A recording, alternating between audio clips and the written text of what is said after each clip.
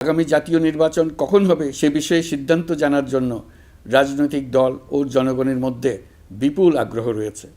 আমি বারবার বলেছি, এই নির্বাচন ডিসেম্বর থেকে আগামী বছরের জুনের মধ্যে অনুষ্ঠিত হবে। এই সময়ের মধ্যে দেশে নির্বাচন উপযোগী পরিবেশ সৃষ্টির জন্য যা যা করা দরকার সরকার তাই করছে। এখানে মনে রাখা জরুরি, বাংলাদেশ স্বাধীনতার পর থেকে যতবার গভীর সংকটে নিমজ্জিত হয়েছে তার সবগুলোরই প্রধান কারণ ছিল ত্রুটিপূর্ণ নির্বাচন। ত্রুটিপূর্ণ নির্বাচন প্রক্রিয়ায় বারবার ক্ষমতা কক্ষিগত করার মধ্য দিয়ে একটি রাজনৈতিক দল বর্বর ফ্যাসিস্টে পরিণত হয়েছিল। এই ধরনের নির্বাচন যারা আয়োজন করে তারা জাতির কাছে অপরাধী হিসেবে চিহ্নিত হয়ে যায়। এমন নির্বাচনের মধ্য দিয়ে যে দল ক্ষমতায় আসে তারাও জনগণের কাছে ঘৃণিত হয়ে থাকে।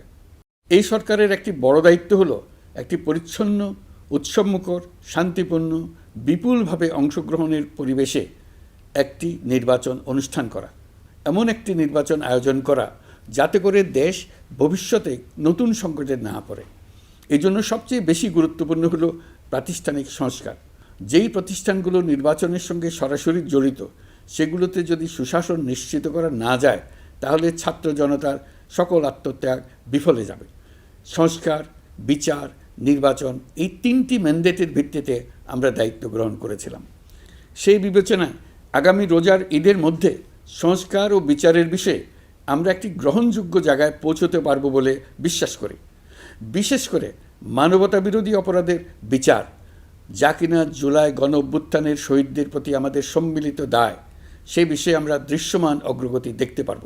এতে আমাদের উপর আপনাদের অর্পিত ম্যান্ডেট ন্যূনতম হলেও বাস্তবায়ন করে যেতে পারব।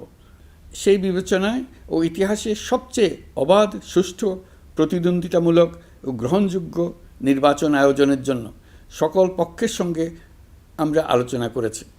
পাশাপাশি বিচার, সংস্কার ও নির্বাচন সংক্রান্ত চলমান সংস্কার কার্যক্রম পর্যালোচনা করে আমি আজ দেশবাসীর কাছে ঘোষণা করছি যে আগামী জাতীয় নির্বাচন 2026 সালের এপ্রিলের প্রথমার্ধের যে কোনো একটি দিনে অনুষ্ঠিত হবে।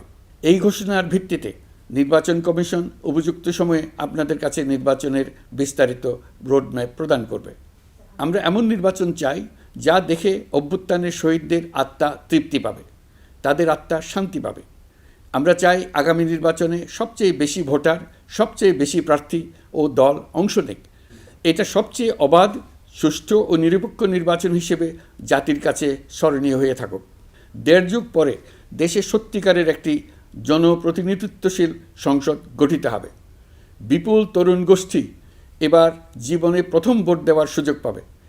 এসব লক্ষ্যে প্রয়োজনীয় সকল পদক্ষেপ নেওয়ার জন্য আমরা জাতির কাছে অঙ্গীকারবদ্ধ। আমি দেশবাসীর প্রতি আহ্বান জানাই, আপনারা সকল রাজনৈতিক দল এবং আপনাদের এলাকার প্রার্থীদের কাছ থেকে সুনির্দিষ্ট অঙ্গীকার আদায় করে নেবেন, যেন আগামী সংসদের প্রথম অধিবেশনেই যেসব সংস্কারের প্রশ্নে ঐকমত্য অর্জিত হয়েছে তা কোনো প্রকার কাটাছেঁড়া ছাড়াই যেন তারা অনুমোদন করেন। আপনারা ওয়াদা আদায় করে নেবেন যে তারা বাংলাদেশের স্বাধীনতা, সার্বভৌমত্ব, আঞ্চলিক অখণ্ডতা এবং জাতীয় মর্যাদার প্রশ্নে কখনো কোনো প্রকার আপোষ করবেন না এবং দেশের বাইরের কোনো শক্তির কাছে দেশের স্বার্থ বিকিয়ে দেবেন না।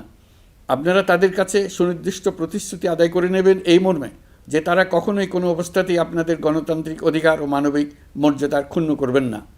আপনারা তাদের কাছে অঙ্গীকার আদায় করে নেবেন যে তারা সম্পূর্ণ সততা ও স্বচ্ছতার সাথে দেশ পরিচালনা করবেন এবং সকল প্রকার দুর্নীতি, দলীয়করণ, টেন্ডারবাজি, সিন্ডিকেটবাজি, চাঁদাবাজি, সন্ত্রাসী কর্মকাণ্ড ইত্যাদি গণবিরোধী কাজ থেকে নিজেদেরকে সম্পূর্ণভাবে মুক্ত রাখবেন। আমি আপনাদের আবারও স্মরণ করিয়ে দিতে চাই যে এবারের নির্বাচন শুধু শান্তিপূর্ণ নির্বাচন করার বিষয় নয়, এটা ছাত্র জনতার অভ্যুত্থানের আকাঙ্ক্ষা, নতুন বাংলাদেশ গড়ার নির্বাচন। এই নির্বাচনে পরিচিত দলগুলিই থাকবে, তাদের পরিচিত মার্কাগুলিই থাকবে, কিন্তু ভোটারকে বের করে আনতে হবে যে এই মার্কার পেছনে আপনার কাছে ভোট প্রার্থীরা কে কতটুকু নতুন বাংলাদেশ গড়ার জন্য প্রস্তুত, কে কতটা প্রতিজ্ঞাবদ্ধ। আমরা যারা এই নির্বাচনে ভোটার হব তারা অত্যন্ত সৌভাগ্যবান এবং সৌভাগ্যবতী। আমরা একটা অনন্য ঐতিহাসিক ভূমিকা পালনের সুযোগ ও দায়িত্ব পাচ্ছি। আমরা জাতির নতুন যাত্রাপথ তৈরি করে দেওয়ার দায়িত্ব পাচ্ছি। আমরা নতুন রাজনৈতিক সংস্কৃতি সৃষ্টির মহান সুযোগটা পাচ্ছি। আমাদের সুচিন্তিত ভোটের মাধ্যমেই নতুন বাংলাদেশ নির্মিত হবে। শহীদদের রক্তদান সার্থক হবে। আশা করি বিষয়টা নিয়ে চিন্তাভাবনা করেই সবাই ভোট কেন্দ্রে যাব এবং দৃঢ়প্রত্যয়ে ভোট দেব।